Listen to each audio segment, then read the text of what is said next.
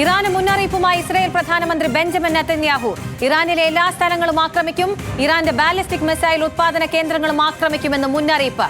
മനു അഖില ചേരുന്നു വിവരങ്ങളുമായി. മനു, കടുത്ത ആക്രമണങ്ങൾക്കാണ് ഇസ്രായേൽ തുനിയുന്നത്. തുടക്കമിട്ടതും ഇസ്രായേലാണ്. അതിന് കനത്ത ഒരു തിരിച്ചടി ഇറാന്റെ ഭാഗത്ത് നിന്ന് ലഭിച്ചതിന് പിന്നാലെ തുടർ നീക്കങ്ങളിലേക്ക് കടക്കുമെന്നാണ് ഇപ്പോൾ പറയുന്നത്.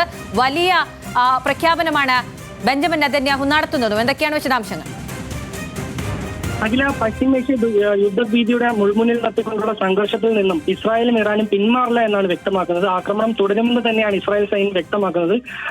ഒരു വീഡിയോ സന്ദേശത്തിൽ ഇറാനിലെ എല്ലാ സ്ഥലങ്ങളും ആക്രമിക്കുമെന്ന് ഇസ്രായേൽ പ്രധാനമന്ത്രി ബെഞ്ചമിൻ നെതന്യാഹു ഇപ്പോൾ പ്രഖ്യാപിച്ചിരിക്കുകയാണ്. ഇറാന്റെ ബാലിസ്റ്റിക് മിസൈൽ ഉത്പാദന കേന്ദ്രങ്ങളും ആക്രമിക്കുമെന്നാണ് അദ്ദേഹം മുന്നറിയിപ്പ് നൽകിയിട്ടുള്ളത്. ടെഹ്റാന് മുകളിലൂടെ യുദ്ധവിമാനങ്ങൾ പറന്നു വരുമെന്നും നെതന്യാഹു ഈ വീഡിയോ സന്ദേശത്തിൽ പറയുന്നുണ്ട്. ഈ ആക്രമണം തുടരുന്ന പശ്ചാത്തലത്തിൽ തന്നെ നയതന്ത്രത്തിന് സാധ്യതയില്ലെന്നാണ് ഇറാനും വ്യക്തമാക്കുന്നത്. ഇരു രാജ്യങ്ങളും നേർക്കുനേർ ആക്രമണങ്ങളിലേക്ക് കടന്നതോടെ ഇറാനിൽ ഇതുവരെ 78 പേരും ഇസ്രായേലിൽ 4 പേരും കൊല്ലപ്പെട്ടതായാണ് ഔദ്യോഗികമായി സ്ഥിരീകരിക്കുന്നത്. ഇറാന്റെ തിരിച്ചടിയിൽ 7 സൈനികർക്ക് പരിക്കേറ്റതായും ഇസ്രായേൽ പ്രതിരോധ സേന അറിയിക്കുന്നുണ്ട്. നിലവിലെ സാഹചര്യത്തിൽ യുഎസുമായുള്ള ആണവ ചർച്ച അർദ്ധശൂന്യമെന്നാണ് ഇറാൻ വിദേശകാര്യമന്ത്രി അബ്ബാസ് പറയുന്നത്. ഇറാൻ ഇന്നും വ്യോമാക്രമണം നടത്തുമെന്ന് തന്നെയാണ് ഇസ്രായേൽ പ്രതീക്ഷിക്കുന്നതും. ടെഹ്റാനിലെ പാർപ്പിട സമുച്ചയത്തിൽ ഇസ്രായേൽ വ്യോമാക്രമണത്തിൽ 20 കുട്ടികൾ ഉൾപ്പെടെ 60 പേർ കൊല്ലപ്പെട്ടതായി ഇറാൻ വാർത്താ ഏജൻസി നേരത്തെ റിപ്പോർട്ട് ചെയ്തിരുന്നു. ഇസ്രായേലിന് നേരെ ഇറാൻ ആക്രമണം തുടരുകയാണെങ്കിൽ ടെഹ്റാൻ കത്തുമെന്നാണ് ഇസ്രായേൽ മുന്നറിയിപ്പ് നൽകിയിട്ടുള്ളത്. ഇസ്രായേലിനെ പിന്തുണയ്ക്കരുതെന്നാണ് ലോകരാജ്യങ്ങളോടും ഇറാൻ ഇപ്പോൾ ആവശ്യപ്പെടുന്നത്. അമേരിക്കയുമായി ആണവ ചർച്ചയ്ക്കില്ലെന്ന് തന്നെയാണ് ഇറാൻ ആവർത്തിച്ചുള്ള ഈ നിലപാട് വ്യക്തമാക്കുന്നത്. അതായത് ഇസ്രായേലിനെതിരായ ആക്രമണങ്ങൾ തടയാൻ ശ്രമിക്കരുതെന്നും യുഎസിന് ഇറാൻ ഇപ്പോൾ ഒരു മുന്നറിയിപ്പ് നൽകിയിട്ടുണ്ട്. ഇസ്രായേലിനെ സഹായിച്ചാൽ നേരിടേണ്ടി വരുന്ന ശക്തമായ തിരിച്ചടിയാകുമെന്ന് യുഎസിന് പുറമെ UK, ഫ്രാൻസ് എന്നീ രാജ്യങ്ങൾക്ക് കൂടി ഇറാൻ ഒരു മുന്നറിയിപ്പ് നൽകിയിട്ടുണ്ട്.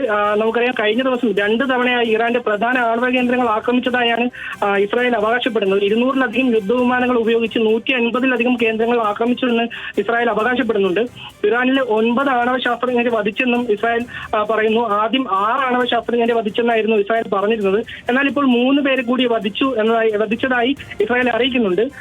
ഇസ്ഫഹാൻ, നദാൻസ് ആണവ കേന്ദ്രങ്ങളിൽ വലിയ തോതിൽ തന്നെ നാശനഷ്ടം ഉണ്ടാക്കിയതായും ഇസ്രായേൽ അവകാശപ്പെടുന്നുണ്ട്.